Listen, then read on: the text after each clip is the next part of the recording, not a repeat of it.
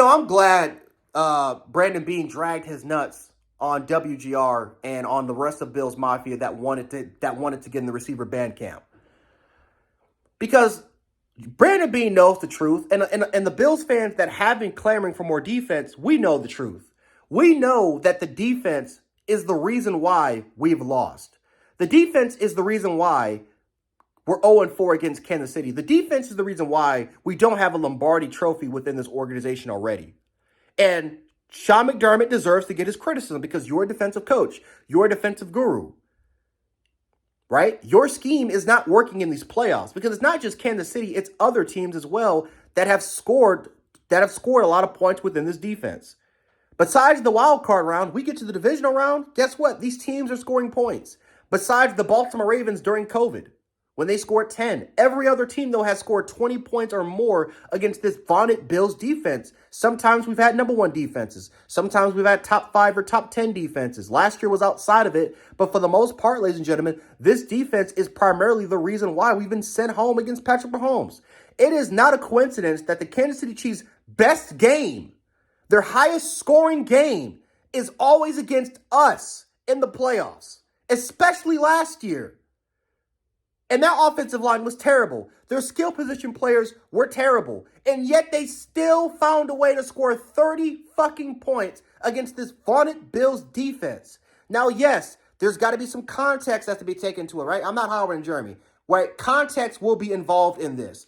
Christian Benford was hurt. We've never had a number one corner be healthy for a game. The closest was Trey White back in the closest was Trey White back against the Bengals when he's coming. That's his first game back coming off of a torn ACL a torn ACL. His first game back.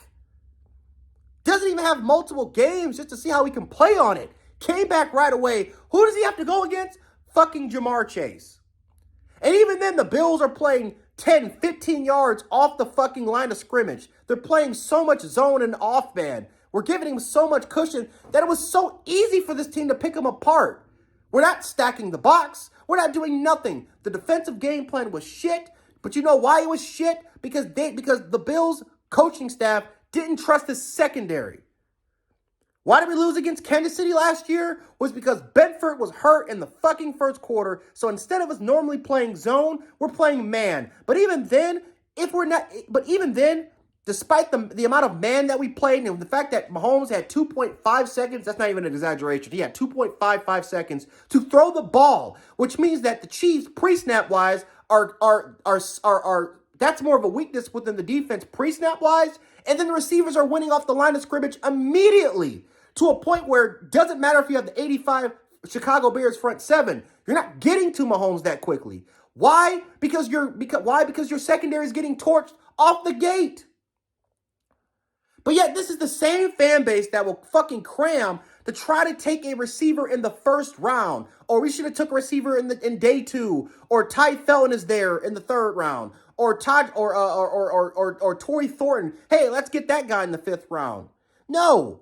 But then this will be the same Bills fans that will continuously bitch and moan about this team losing because of McDermott. They'll blame him. They'll blame the scheme. They'll blame the players. But yet, here comes draft time, and we're trying to do our best to address it. It's, why are we drafting defensive players? And then you got some people that's going to sit up and say, it doesn't matter if the Bills scored 30 points a game last year. Get Josh Allen more weapons. What the fuck what? But yet this is the same fan base that will cry about the points I just alluded to earlier. It doesn't make any sense. Bills fans, we have become spoiled. We've become spoiled.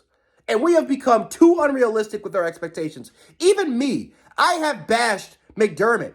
I've bashed McDermott a lot of the times on my videos. I'm no perfect saint. I'm not a McDermott. I'm typically not even a McDermott defender because I do agree his scheme has to be better. His scheme's got to be better because we can't be allowing all these points to happen. So some change has to happen within the defense. I completely agree that blame should be on the coach and that defensive coaching staff for not getting these players as prepared for. But at the same time, I got to go back, look myself in the mirror, and I have to kind of question, well, you know what? we got to take a look at context. And a lot of the times I go back after I make some of my videos, I'm like, yeah, McDermott doesn't really have the best take. I mean, he hasn't had a healthy corner the entire run. His CB1 has been gone. Gone. The one game that we actually had a healthy CB1 was in the Texans game. Ironically, we gave up less than 20 points. Our defense has been unlucky. It's been unhealthy. And yet, one thing that the Bills tried to do this year, one thing that I liked even more than they took with all the defensive players, was that they took a backup CB2, and a good one at that, in Dorian Strong. 6'1", 195 press man corner, who also has some really, really good value in zone. You took that in the 6th. I thought he was going to be gone in the 4th. That's really good value. Yet this is the same Bills organization that will bitch and moan, why the fuck didn't we take Torrey Horn in the 5th round? Well, you know what? I'm not going to go that long in a tangent because this is really getting me mad. But again, thank you, Brandon Beane. This is what I'll say. Thank you, Brandon Beane, because this wasn't just a message towards Jeremy and Joe, which, yeah, Jeremy and Joe, bro, you have been hard on McDermott. You've been hard on this team. And you have been clamoring for receivers. Stop fucking lying. You guys have been clamoring for receivers. You've been clamoring for it. Brandon Beane's just not going to come out and just dog you for no reason. Especially when you had them on hold for 30 fucking minutes. Anyone that's called in the WGR knows that you will be on hold for a while because it's a busy line. They'll have you on hold for a while. And so you guys are not slick. He heard everything that you said before. He came into this thought that this was going to be a professional interview. And it's funny as hell how he later went on to One Bills Drive and he acted professional. Matter of fact, every other show he's been on, he has acted professional. Yet for some weird reason, he decided to go off on you guys. Is it because you guys did something unprofessional yourselves and Brandon Beane is just resetting that energy? You didn't act professional, so why the fuck should I act professional? Even then, I still feel like Brandon Beane acted too professional because I would have crashed the fuck out if I was him.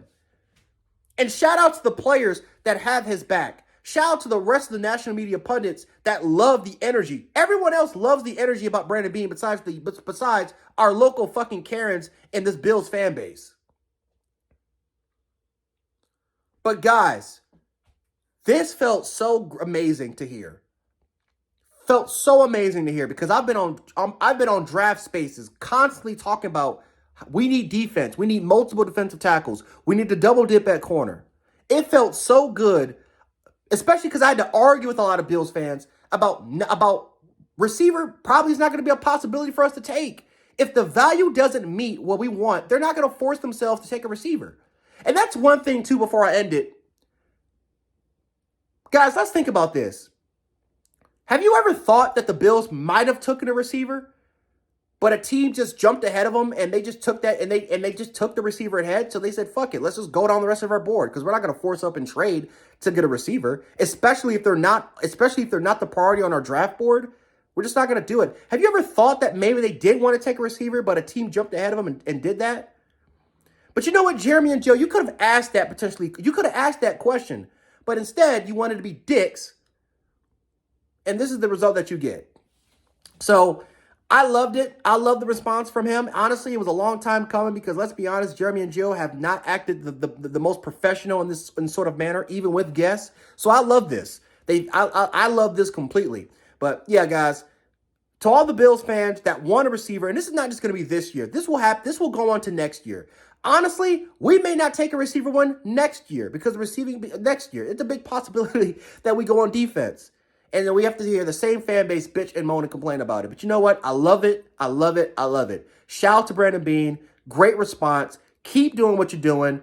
Keep following your board because there's a reason why we keep winning 12, 13 games and we're winning our division and competing for conference championships every year. There's a reason why we're doing it. So keep doing what you do, Beane. I support you, bro. Most of the Bills Mafia will support what you're doing. But for the rest of the Bills pundits that want a receiver one, fuck you.